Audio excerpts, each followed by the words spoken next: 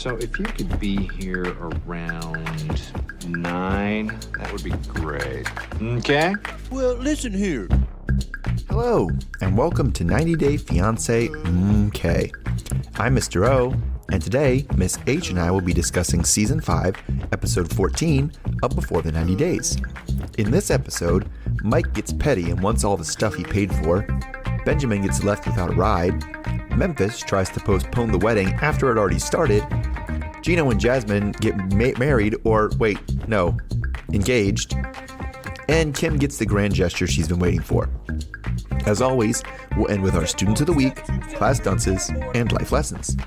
If you like what you hear, please leave us a 5-star rating and subscribe. And if you're also watching Love After Lockup, we're covering that on our other podcast, Love After Lockup MK. All right, thanks for listening, stay safe, and enjoy.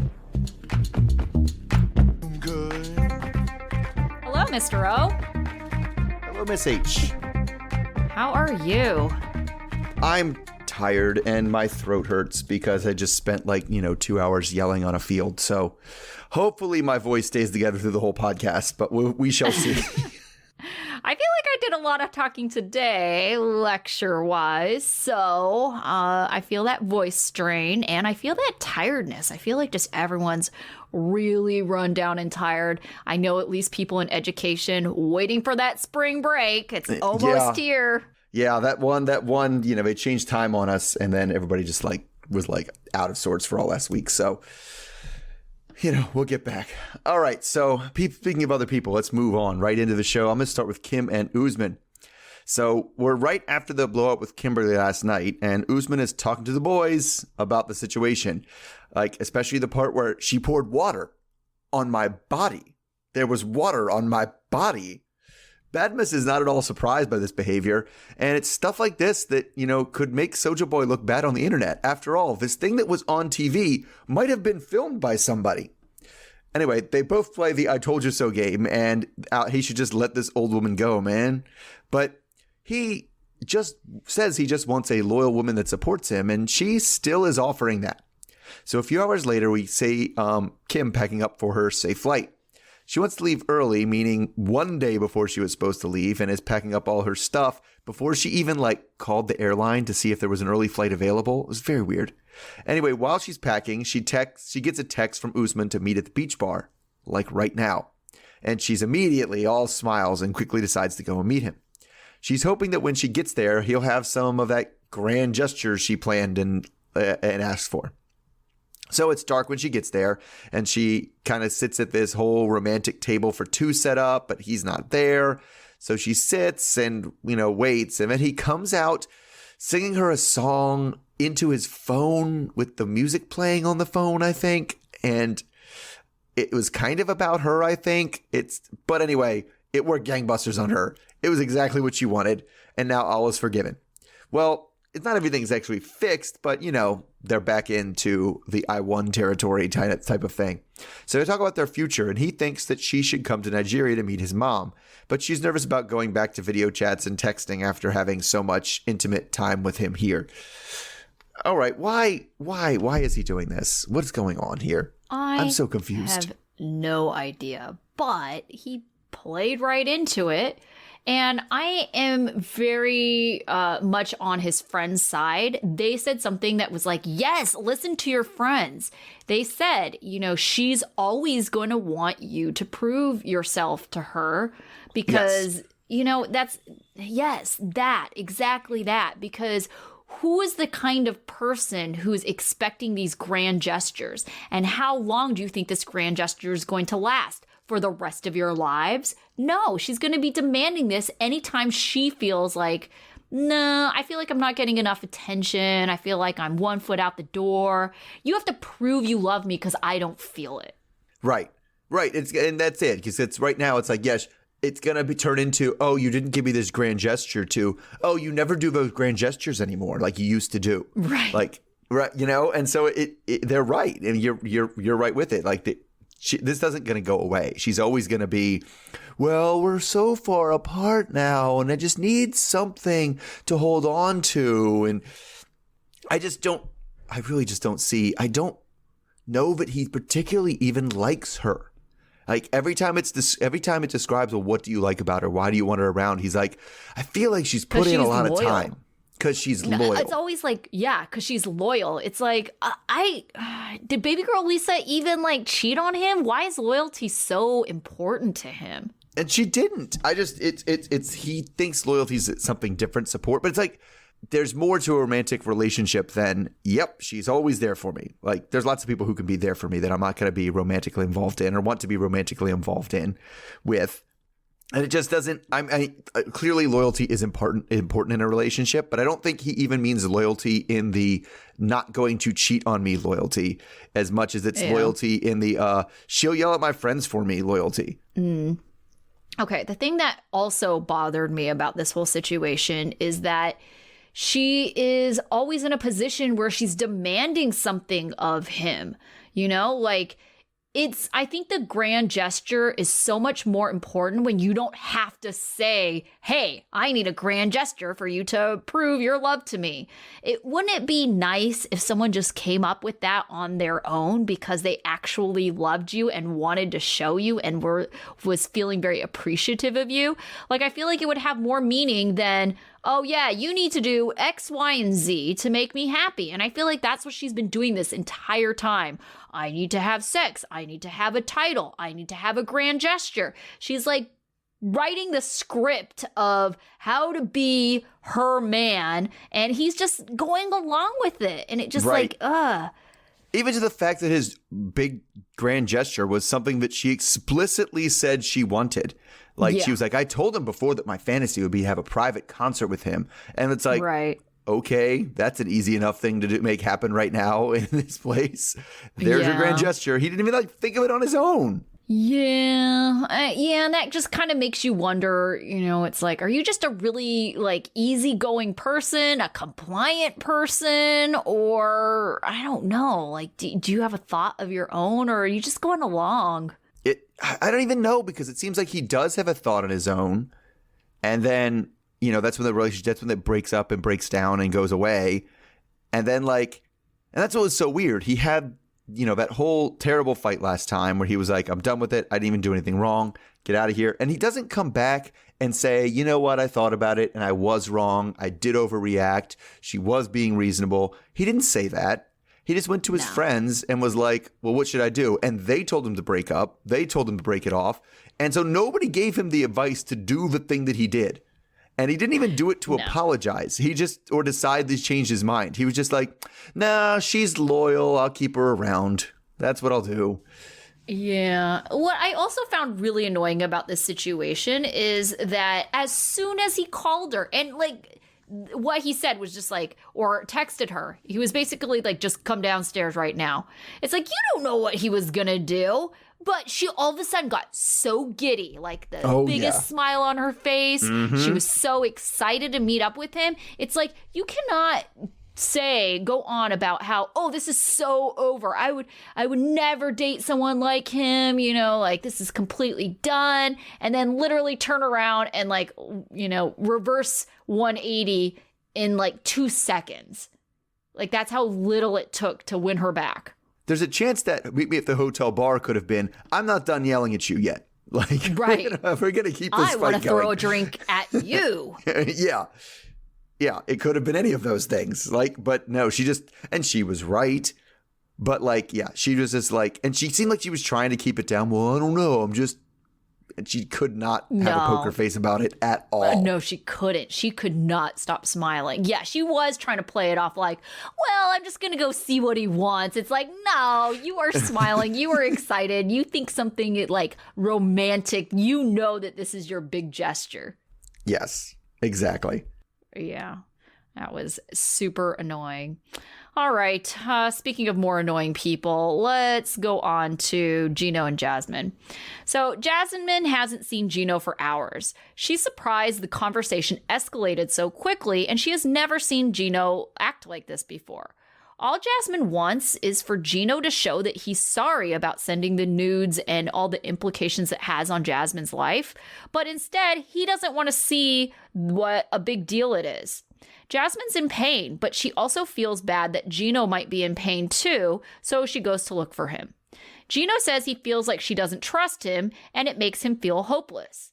He feels like he's constantly being punished for the mistakes he's made. Yeah, because you just made them. And he tells her that he feels like he's always being attacked. Jasmine says that maybe she wants him to suffer like she's suffering. Jasmine doesn't want to give up on Gino just because of this stupid person, the ex. So Gino holds her as she cries, and they both say that they need to love each other. Jasmine says that Gino is her best friend, even though he's weird and creepy. So that's why she isn't giving up on this. She ends up apologizing to him, and he gives a very flippant apology in return. They both agree to start fresh. Gino was kind of surprised that she gave him a chance. Gino has 5 days until he leaves, so they're going to go visit some hot springs.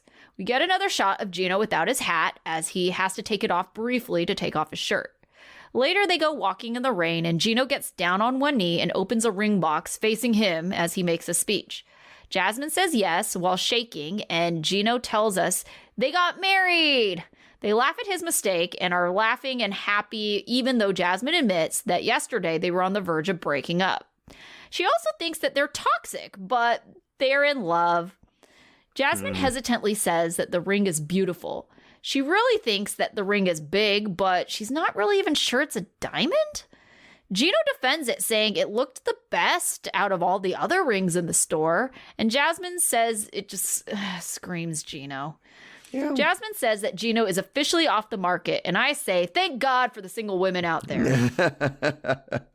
All right, so what would you do if your lady kind of implied that she did not like the ring you bought her? I don't know if that's going to happen. Because what do you mean? That's what, well, first of all, because she's going to know. I'm sorry, I'm not going to buy anybody a surprise ring I don't know they already like. That's not going to happen. Okay. Well, yeah. There's going to be heavy involvement, bringing in of the sisters and things like that. We're going to figure that out, right? Oh, gosh, I don't think the sisters know. I mean, my sister has incredibly good taste, but I don't think she would be able to pick out something that, would be something that I personally like. Possibly. Yeah. And then you can get, and it depends, because you also can get lucky and get the heirloom ring that you're supposed to give them anyway. Oh, that can happen. That doesn't exist in my world. I know it does not exist in your world. I am well aware of that. But I just love he pulled the she's like, I'm not even sure if this is a diamond, and he was like, I know. I am not jeweler. I know not. Right. No, it was funny because she was saying, oh, it looks so big. And she was right. It looked pretty big. But then it was kind of funny that she said, I don't even know if this is a diamond. And it's like, oh, interesting. Probably not for $250. Yes. If it was a notably big thing for $250, not a diamond. Right. So, yeah. So I don't know. She did actually a pretty decent job, and it's so funny how they portrayed her at the beginning of the season versus now. Yeah, if you were to ask me, is this beginning of the season Jasmine going to, tell Gino what's up about this ring, like make him feel bad about it, say that her ex gave her a better ring, I would say, yeah, that's the Jasmine we're going to get. So I was really surprised that she really tried to have a poker face about it and just say oh, it's nice. He's like, yeah. He's like, is it beautiful? Yeah. It's like, it definitely reminds me of you, which is funny because that's not a good thing. She thinks he has terrible style. She's told him 100 times, get new clothes, Gino. And she keeps talking about this and keeps saying it. And it is pretty relatable when she's just like, I just love this dude, even though he's weird and creepy and has bad taste. I just do. And it's weird. She just always seems so vulnerable when she's there. Yes. And she's like, I'm kind of relied on this dude. And she does admit, she literally calls him weird and creepy sometimes. Well, at least she sees it too, So yes. At least she's not completely oblivious. But I still don't get it. He is so cringy. I feel like this version of Jasmine that we have seen now, this is the kind of person that, really could be a good partner to other people. Sure. Not crazy jealous Jasmine that we saw at the beginning of the season, but she is actually very sweet, and she's considerate. We saw with like the gifts she bought Gino for Christmas. It's like she is a potential good partner. I don't understand why she is even tolerating Gino, one of the worst people. And it's okay. So he's not even the worst. He even does like little things wrong, like he saying we got married, right? We got hitched. It's like that's not what that means, right? So you get that. He got down on one knee. He had the box turned toward himself instead of towards her. Yeah. Right? He does every little thing wrong. And then even like the one I couldn't figure out was, he had that touching moment when she was crying and he was like holding her. What the hell was he grabbing? He was like pinching her stomach fat and stuff. It was like, what are you doing, Gino? Just like put your arm around somebody. Well, it also pissed me off, too, speaking of things that Gino did wrong in this episode. When she, like, was apologizing to him, saying, like, oh, I should trust you, blah, blah. It's like, should you? Because, so then, but then even his apology in return, he was like, oh, yeah, sorry about that. It's like, what do you mean, sorry about that?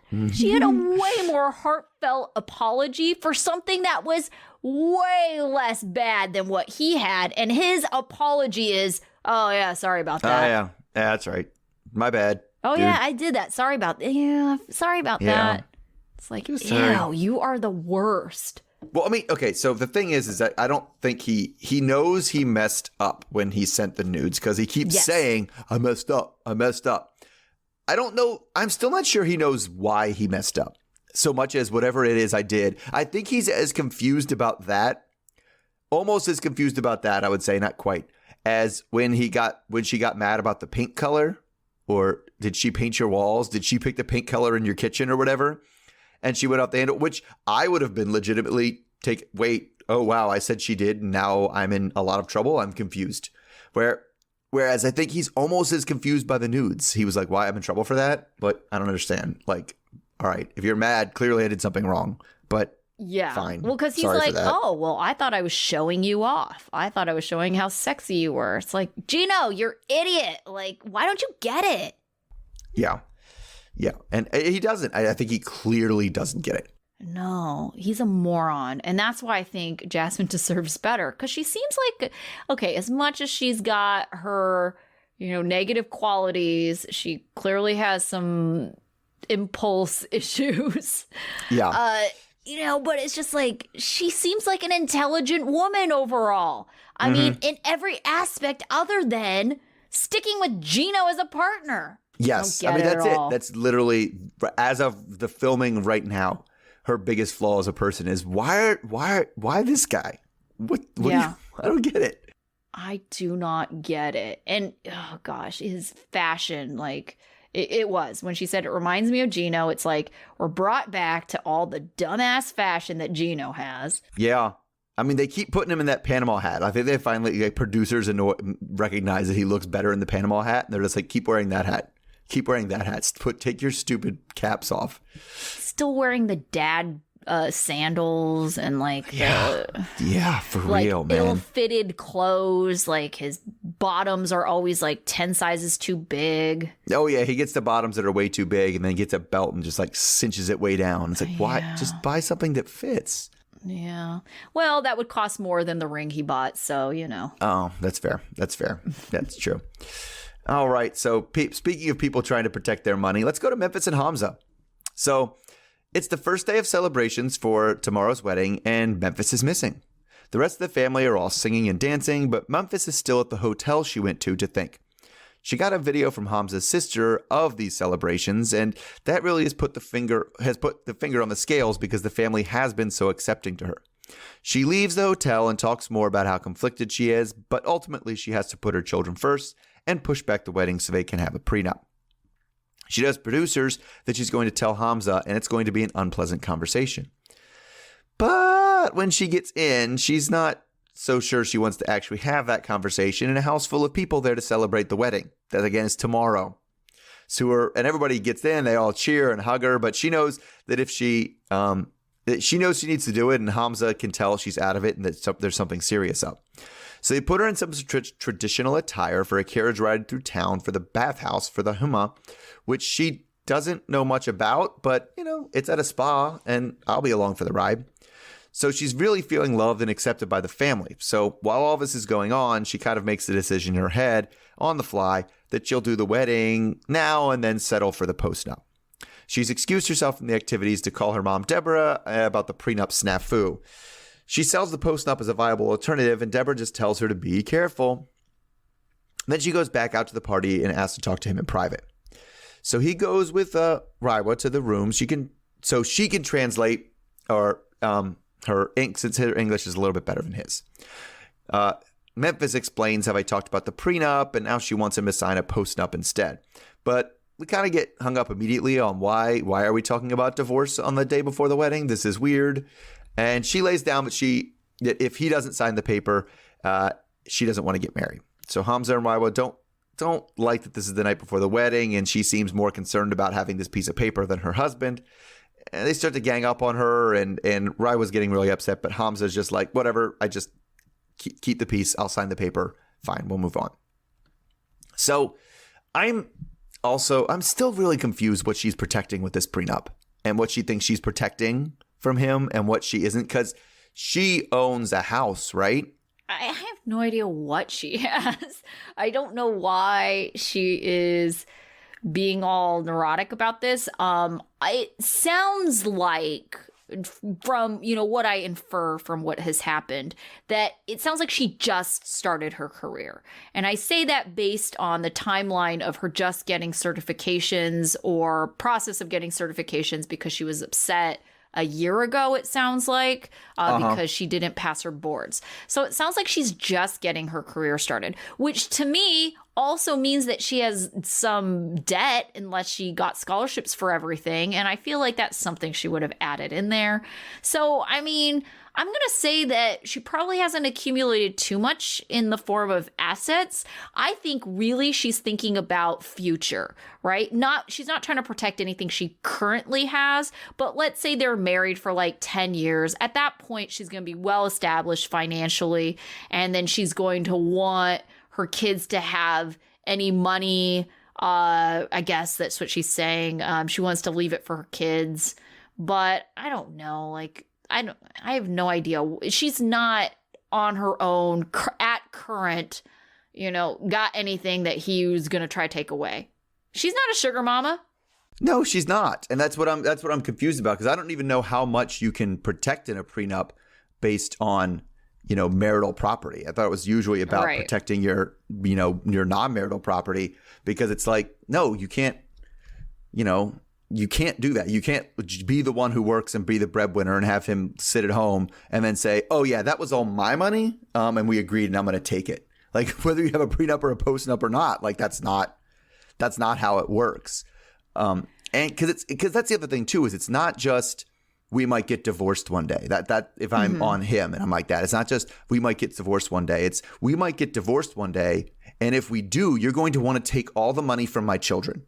You're gonna be greedy and want everything and want too much, and I won't have any way to keep you from getting it, because my children, which is also not how it works, because it doesn't seem realistic, right? So it's like, because not only that, it's like not only are you protecting against just divorce in general, you're specifically protecting against him being vindictive in the divorce.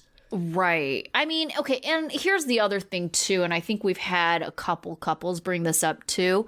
Sometimes it's not even just about that. It's about having some kind of agreement, like almost like a will. Because what happens if Hamza is, single parent to her kids or something, and something were to happen to her?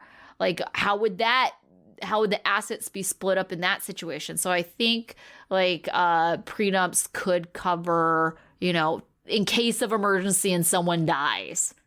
Maybe, but then, I mean, it seems like a living will would cover it better. We've watched all these shows, and I'm still not exactly sure what the fuck a prenup does. Like, I really don't know. Yeah, because you still have to defend it. It's not which, even a postnup, you have to defend it even more. But, I mean, you still got to defend it. I mean, this doesn't make divorce, that much easier. I don't know, because I guess neither of us have really had experience with prenups, but you know, it was my understanding that you still have to defend it. You do, but he said, yeah, that's what I'm saying. If So I got a divorce, and there was it. no prenup involved because it was like, yeah, we got married when we were 24 and had nothing. So like, but at the same time, I feel like yours was as amicable as it could have been. You all didn't disagree too much as you went along. So to me, that's how it would be if you had a prenup, right? Because you kind of had agreed to these things before.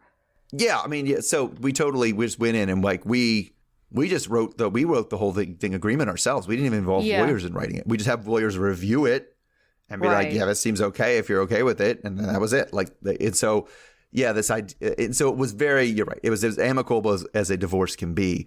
So I guess it didn't came up. My point is that if you're going to be vindictive, regardless if there's a prenup or not, that vindictive person is going to make the divorce a miserable process. Yes. Yeah, because it's going to be a process. And that's the biggest thing for me is if you want to be vindictive and you want to fight over everything and you want to do it, you're going to lose everything you gain by and just give it to your lawyer. Yeah. Like, because that's where it's all going. And it's funny because even even when I talked to lawyers, they were like, you would not believe the amount of people who want to pay me, 5 hours at $300 an hour so they can get the $150 TV. Like, it's crazy. Yeah. Yeah. If you're going to be vindictive, then you don't really care. Yeah. Mm-hmm. That's insane to me. All right. Speaking of some more insanity, let's talk about Ximena and Mike. All right, so Ximena is having coffee with her mom, Durley, and her sister. And her mom asks her how things are going with Mike. Ximena lies and says things are great, but her sister rats her out and says they've been fighting a lot. Her mom is surprised that they're not sleeping together because they're supposed to be getting married. But Ximena says that marriage is sacred and she doesn't know if she wants to be tied down already. Ximena tells her mom that he's weird and says that he tried to wash his shoes in the washing machine. She also tells her that he stares at her in her sleep. Durley points out that he's good with the kids and provides financially. To us, her mom says she thinks Ximena is making a mistake because this is the first man to show her real love. She doesn't think Ximena is thinking right. Her sister says that Ximena needs to have more patience with Mike. Ximena wants it to go back to how it was, but the truth is she just isn't happy with Mike. Later, Mike tells us that Ximena doesn't want to spend time with him. He then asks Ximena's mom what's up with Ximena and if he should be worried. Durley says that she's noticed a difference too, and she feels bad for Mike. Durley says that he should be patient with her because she's never had a serious relationship before, which makes Mike feel weirdly happy and comforted. He thinks that they need to communicate more on how to navigate this particular situation. They are later in a cab on their way to date night when Mike tells Ximena she looks beautiful and asks how does she like how he looks. She says, he looks the same. It's fine. Mike then brings up that her mom told him he is her first serious relationship. Ximena laughs and says that's a lie and that she hasn't been married yet because she just wants to wait. She wants to have fun because she is young. Ximena and Mike are playing pool and he keeps following her around the pool table and she tells him to stop. Mike tries to get her to say that it's fun with just them. Ximena says no because she would rather spend time with her boys because they come before him, always. Mike then asks if her feelings changed when he stopped buying her stuff. She says that he has things she doesn't like and that's why her feelings have changed. He still pays her rent, so that can't be it. She tells him not to send her any money anymore and they'll just be friends. Mike then gets petty and says that everything he paid for, he wants to take back to him with him to New York. And she says, take it. Everything. It's over. Mike gets up and says he's done. He's confused what he did wrong because he did everything she asked to fix himself. He starts running away, Paul style, while Ximena sits at a table shedding a couple tears. All right. This isn't the best situation, but after this, Team Mike or Team Ximena? I mean, they're both shitty people, but I know. I'm probably a little more on Ximena's side right now. Mm-hmm. Because this one just seemed to be like, listen, I paid for you. All right. lady, Yeah. and you didn't deliver on your end. So I'm taking my shit back. Like, yeah. that's the way this came across. Oh, it absolutely came out that way. And like when I first saw it, I was so annoyed with him because I was just like, that is petty shit right there. Like, fine, I'm going to take my ball and go home. You know, it's just like, all right, well, and what was, I think, why it escalated is because she's like, fine, take it. It's like she didn't show that she cared. And I think that really bothered him. And so he was trying to get at her to get some kind of emotional response. And he wasn't getting that, you know? So he was like, I'm going to take all my stuff and, you know, I'm going to take it with me. What are you going to do with a washing machine? What are you going to do with a table? I think she's smart enough to be like, you're not taking all that stuff back to New York. So I could just say, yeah, fine, take it. He called his bluff. Like, you're not taking that back to New York. Right. Like, but what did she, I mean, because did he think she was all going to be like, oh, no, I need your stuff. No. Like, just to prove him right? She wasn't going to, she's not that tough. She's smarter than him in terms of relationship stuff. Is. Yeah. And so she knows what she's doing better than he does. But yeah, like, I don't really know what he was expecting, what kind of reaction. Like, oh, I'm so sorry. Like, you know, I do appreciate all the things you've given me. Thank you. Let's have sex. Right? I don't know. I thought it was funny. I mean, I say that, but she did a couple of randomly weird things. Like, yeah. Being, well, why don't you like him? He's bothering you. He put his shoe in the washing machine. Gross. Like, how much do you want to bet it was the dog poop shoe? I mean, I'm going to put it high up there that it's the dog poop shoe, and that's freaking disgusting because now you're expecting everyone to wash their clothes after you basically run dog poop in the washing machine. I mean, I've run baby poop in the washing machine. Like, so, I mean, their poop is in washing machines sometimes. That's kind of what they handle. Oh, God. But I could see how she's like, I don't want that in the washing machine. But yeah, she didn't say it was a dog poop shoe. But that one and the other one, like, she clearly, aside from the part where he was like trying to help her and just stalking her around the table, looked like she was laughing and having fun. And he was like, isn't this fun, just the two of us? And she was like, no, my boys aren't here. You're dumb. Like, it was like, that was uncalled for. Like, and you know what I'm saying? Like, that's hard to deal with. I went and showed somebody a good time and they were like, this is stupid. You're dumb. So here's a thing that some people do, and I wonder if Ximena is one of these people. It's that she feels kind of trapped in this relationship. She knows she doesn't want to be with him. And so it's almost like, but she doesn't want to be the one to break up with them. Yes, you know? that was the issue I was having with her. You know, and it's like, not like, oh, I'm the one who's going to say it's over, but, you know, I'm going to just not be very nice to you and hope that you on your own figure it out and leave.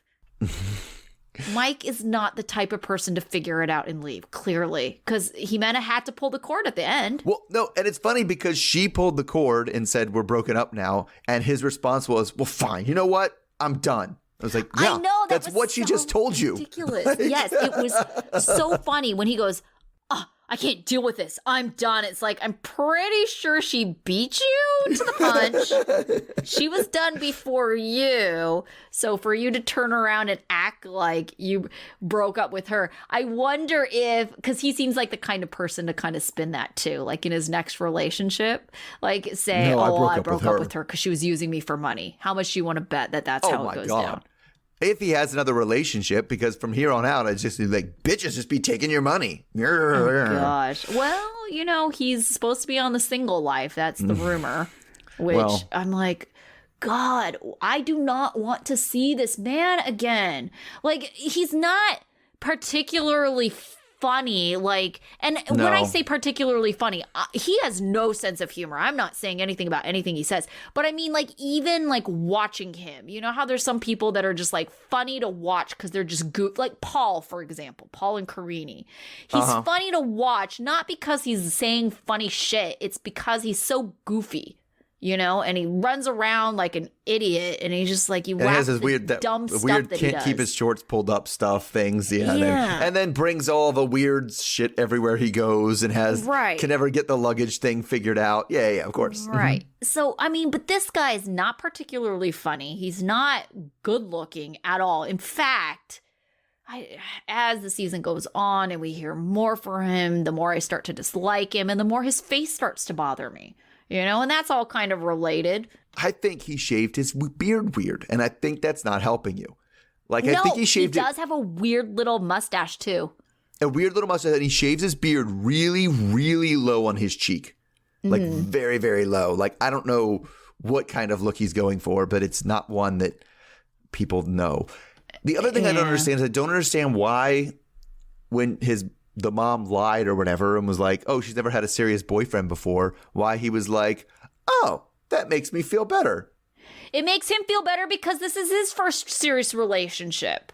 And so I think he thinks like, oh, we're all in this together, you know? And so that's why I don't think he has any dating experience. And it's like, I do not want to watch this man fumble around another relationship. Like, this is going to be torture. You're going to put him on single life, please.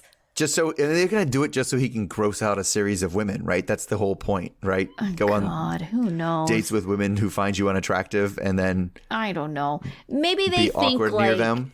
Yeah, maybe they think him fumbling around is entertainment for other people, but I just find it cringy. Like, he is like definitely on the border of cringy. I do not want to watch this man fumble around anymore. Yeah. And then, I mean, it depends on how he's handling starting off badly, handling I'm going to take my shit and go then. Right? Definitely is going into like incel territory. Like, I was buying you shit when I thought I was buying sex. But now that that's off the table, I want my shit back. You know, it's like he can go into that direction, which is not good. Yes, that definitely bothered me from last week. It just seemed to me that he didn't really care how genuine the fake makeup was with Ximena. It just seemed like he cared enough that they were in a good enough place where he could like get sex. Yes. And he didn't really seem to care if like this really meant they were on the right track in their relationship. And that to me is gross. Like, don't force other people to have sex with you just because you're like trying to get some before like the gravy train ends. You know, it just seems very like predatory in a way. And I that really rubbed me the wrong way last week. Oh, yeah, definitely. Definitely the fact that he's just like, sex is happening. It's all good. Everything is solved. Yeah. Oh, okay. Sure. I won't leave. You know, it's like, okay, well, you even care that she probably still like despises you? Oh, no, because she's going to like have sex even though she really doesn't want to. And you don't seem to care because it's just like, well, I'm getting what I want. So who cares if she wants it or not? Yeah. It's like those people that self-own on Twitter about like, you know, being like saying things like women don't actually enjoy it. That never happens. This isn't a thing. Your poor wife. Yeah, exactly. You suck. Exactly. All right. Speaking of more people that suck, Benjamin and Mahogany.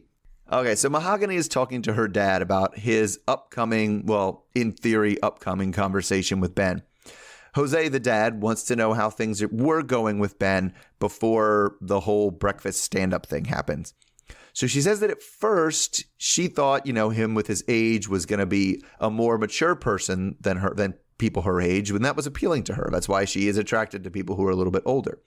But this whole skipping breakfast and standing them up was pretty not that. So Jose lays his cards on the table. Then he says this guy isn't good enough for you, mainly because of the age thing. He's just in too much of a different place of his life that he feels like that's going to hold her back. He knows the decision is ultimately hers, but wants to make sure she knows what he thinks. Mahogany thinks that in real life, Ben doesn't seem the same as online Ben.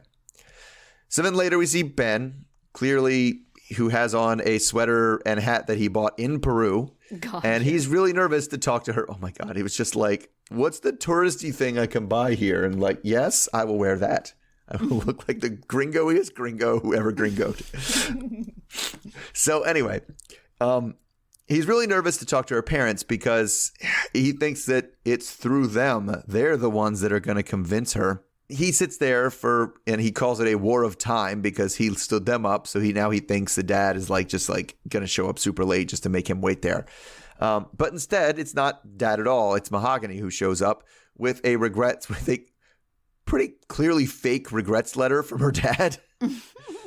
It said, I had an urgent phone call or like a meeting or something, and I can't be there today. But really, he was upset about the stand-up, which Mahogany brings up. Ben says that he didn't mean to disrespect her dad or mom. He just wanted to disrespect her. So, it shouldn't upset them. But then she says that actually she was the one that was most upset. So I need you to do a little bit more explaining.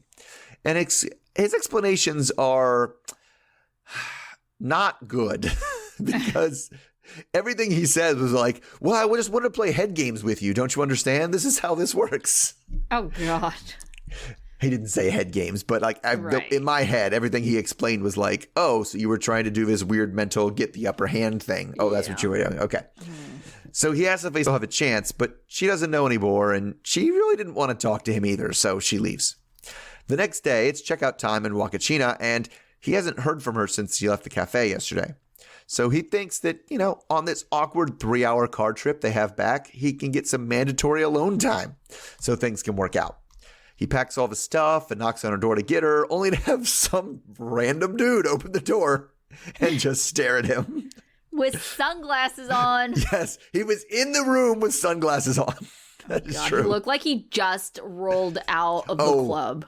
Yeah, I just thought he was hotboxing in there. That was my assumption. Yeah, probably. So yeah, that one's another one too. He literally got back from the club, laid down passed out on the bed, and some dude knocked on the door. Yep, pretty much. Anyway, so Benjamin is like, is there a girl in there? But the guy is like, this is my room, dude. So then Benjamin goes to the parking lot to find her car, which is gone, and then confirms at the front desk that Mahogany checked out last night, leaving him stranded without any way of getting to San Bartolo or Lima. So it's going to cost him like $250 to get an Uber back. So he's just angry and confused about the whole situation. And maybe it's just time to call it quits now. So do we think, I don't even think he is. We've kind of seen it in the preview. Is there a bigger hint she could have left than just stranding him 3 hours away from anything? Gosh. No, I don't think, I honestly feel that it is the same amount of terrible as Ben standing her up. I wouldn't say that because the breakfast or whatever, it wasn't like she was stranded. Yeah, but at the same time, she's kind of on this vacation in the middle of nowhere. And was she really even expecting to see him again if he didn't show up to breakfast? Yeah, like she didn't know I could see she might not know. I think it's, I don't know. It's a tricky situation because I cannot blame her at all for being like, no, dude, I really don't want to fucking sit in a car with you for 3 hours. Yeah, definitely. Do not want to do that. And him just being like, well, you have to. Ha ha ha. I am big guy and blah, blah, blah. Yeah, she's young, but as an adult, I think my situation, I would have probably just, left them money or something to pay for a cab or arrange for them to get a ride back. But she's young, so she's not going to think about that stuff because she probably can't even afford something like. No, she definitely couldn't afford to compensate him for it. But I feel like she's not so young, but she could have been like, I'm leaving tonight and you're not coming with me. Yeah. But it's the stranding him and him he didn't even know. He went out to look for the car. It's just, he's so weird. What's weird to me is that he's still trying to make it happen. Yeah. To me, I thought when he stood her up for breakfast, he needed to accept that it was over then. Because, even the way he was talking about things, he was just kind of like, well, if it was meant to be, it's meant to be. That was the kind of stuff he was saying, when he stood her up. Yeah. And so it's how do you go from that to, well, I got to keep trying. God put her in my heart for a reason. It's just yeah, but I don't know. Why do you keep saying stuff like that when you just like basically nail in the coffin was you standing her up for breakfast? Yeah, because that was the point where you did it, right? And especially when she asked for an explanation, he was like, well, I thought it would make you more jealous. So that's why I did it. Yeah, distance makes the heart grow fonder. It's like, no, dude, that's not how it works at all. No, not in that situation.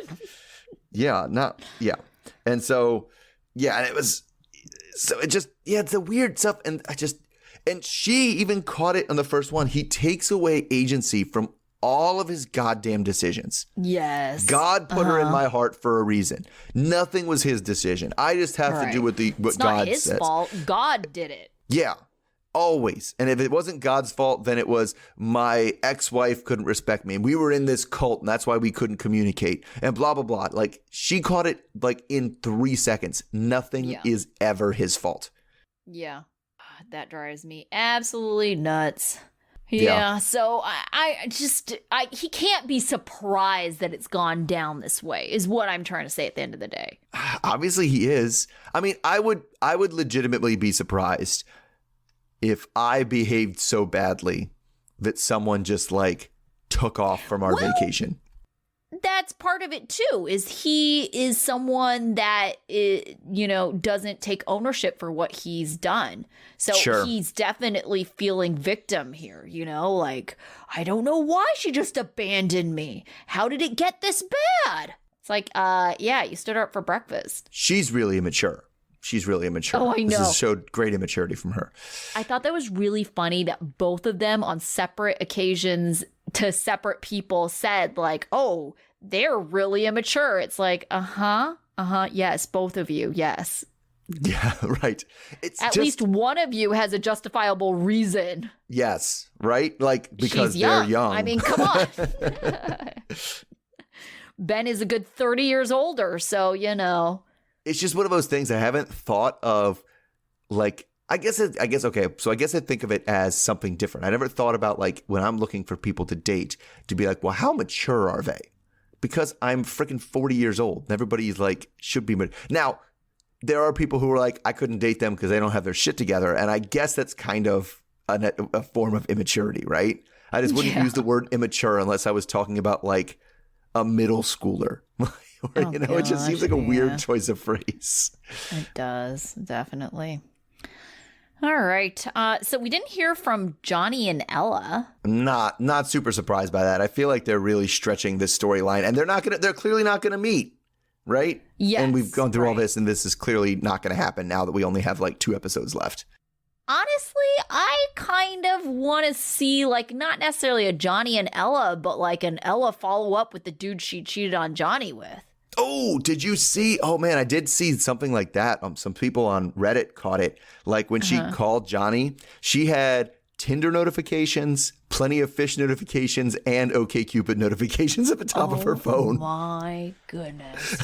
Girl, like, it's fine, but don't try act like you're so desperate for this one man's attention, Yeah, for real. Yeah. So, I mean, good for you, like, putting yourself out there. Bad for you while doing that with someone, technically. Yeah, while you're trying to convince someone to come be your forever #1 Asian king man person. Yeah, okay, yeah, whatever. Hello, okay. You've just lost all credibility with me now. All right, so who was your student of the week? I went with Jasmine. Okay. Of all the things that very, very unexpected for me is I think at this point she is the most genuine person on the show. Like I've been saying, and I mean, she's been my student of the week the last couple weeks, so that's part of the reason why I didn't pick her this time. But yeah, like, especially if you think about what everyone else has done, you're just like, wow, these people are so terrible. And Jasmine, like, the trajectory, like her path of where we have seen her now is just such a change. Like, I cannot believe this is the same person. Yeah, for real. Yeah, in a good way. So my student of the week is Usman. I mean, in the end, he did a grand gesture. I mean, the motives behind it, but I mean, at least he wasn't making people's lives miserable, right? He's just trying to make people happy. No, that's funny you say, because I went Usman my class dunce. Oh, really? This is like, it's been a long time since this has happened. Because I just thought like he went from safe flight to I'm putting on a private concert in 24 hours. And what changed in that time? Absolutely nothing. Absolutely nothing. Like he just is, I feel like his way of keeping people interested in relationships is just by jerking them around all the time and giving them this and then not giving them what they want and then giving what they want and then not giving them what they want and yelling at them and then giving what they want again. And it's just this roller coastering of yo-yoing people. I think it's intentional. I do. Okay. Well, yeah, if that's, but honestly, if you think about all the other people on the show this week, it's like, everyone was kind of horrible. Yeah, they weren't great. I'll give you that. Yeah.